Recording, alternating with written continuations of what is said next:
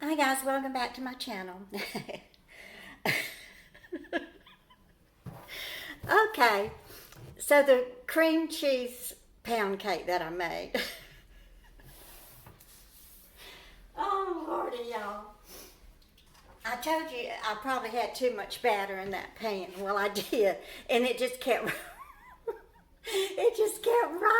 and rising. So I ended up with all this stuff falling off of it. I mean, it just rose up like a darn volcano. You would have thought I put a can of baking powder in it. So I took it out of the oven and I trimmed all of this craziness off the top of it.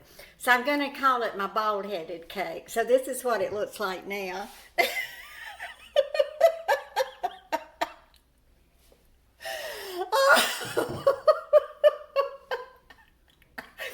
Oh God!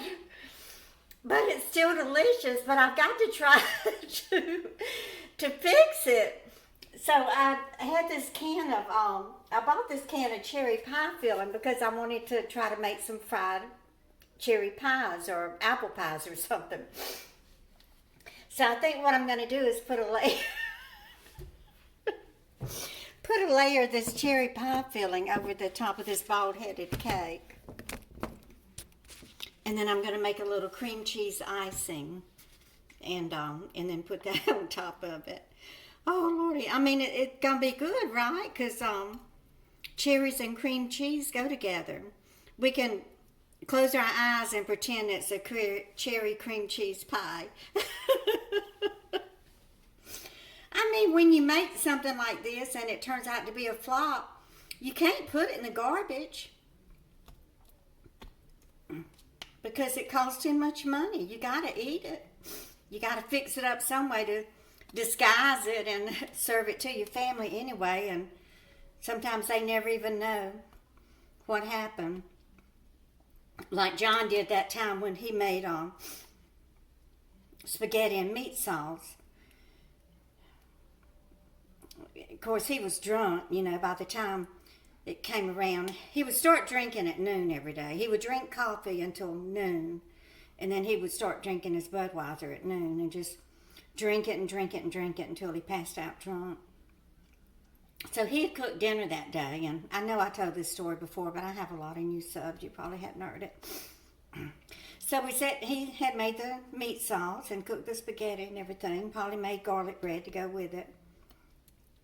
So me and the kids, we all sat down to eat and put the meat sauce on top of the spaghetti and took a bite of it, and it tasted just like soap. I mean, we couldn't even eat it. It just tasted like dish soap. So, I think it was maybe 2 or 3 pounds of ground beef we had bought at Kroger. So, we went back in there and, we ended up having to just throw it away and go pick up a pizza or something. So, we went back into Kroger. John went with me, all of us, me and the 3 kids. We all went to Kroger and went to the meat market and told the butcher, we had bought this ground beef and it tasted like soap. So he, made sure that we got our money back and everything. So then about 20 years later, we were talking about that, and John confessed that when he went to drain the grease off of the meat sauce, that it fell into the sink full of dishwater. And he retrieved it and then tried to feed it to his family. So anyway, I have my bald-headed cake covered up. So now I'm just going to make a little cream cheese sauce to go on top of it. I'm just going to use a half a block of cream cheese. So let me get busy and beat this with the mixer. Okay, I creamed the cream cheese. So to this, I'm going to add the confectioner's sugar. And then we're going to add the butter last. I think that it's better. I know a lot of chefs, a lot of people add the butter with the cream cheese, but I'm going to do it a little different, see if it prevents the lumps. I guess I could have added the cherries to the frosting and then spread that on top, but let's see how it goes. A little bit of the red filling. I didn't put any cherries in it because I want it to be red without using any red food coloring. And it's thicker than what I want, so I'm going to add a little bit of milk. And then we'll blend this together and pour it over the top of the bald-headed cake.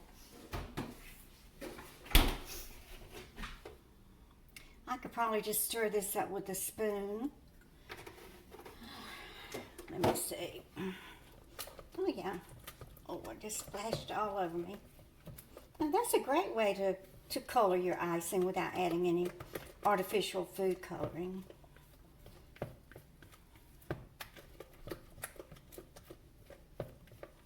I'm so used to just drizzling my icing over my cake. You know, that's just too thick for me. I don't want it that thick. I want more of a drizzle type icing. Like I put on my Mrs. Evans pound cake the other day. Boy, this reminds me of Valentine's Day. I went to Dollar Tree the other day and they removed all the Christmas stuff and already have all the Valentine's stuff up. Boy, they don't waste any time with their merchandising, do they? I'm going to go ahead and use the mixer. I'll pause you. Okay, it's still a little thicker than I want it, but it's okay. Isn't it pretty? By the time I finish with it, nobody will ever know that this was a bald-headed cake.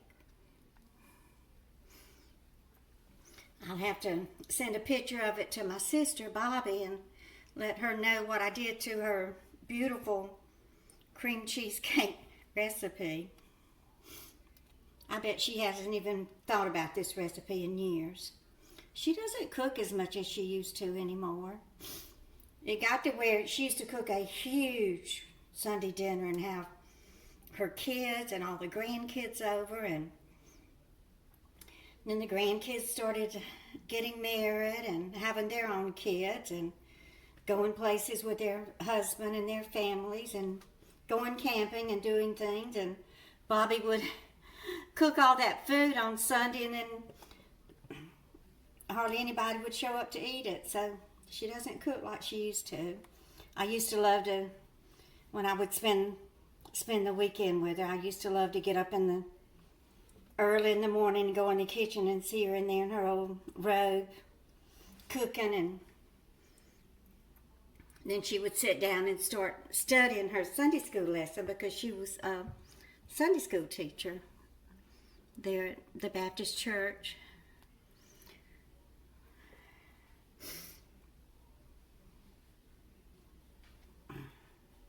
I'm talking about my family. I'm getting homesick, I reckon. Okay, I'm not going to coat the sides. I don't think it's necessary, but look, it turned out beautiful after all, didn't it? Ain't y'all proud of me? I fixed that old ugly bald-headed cake. So I hope that you'll give this bald-headed cake video a thumbs up and share it with your friends and family. And y'all just keep on coming back. Bye, guys.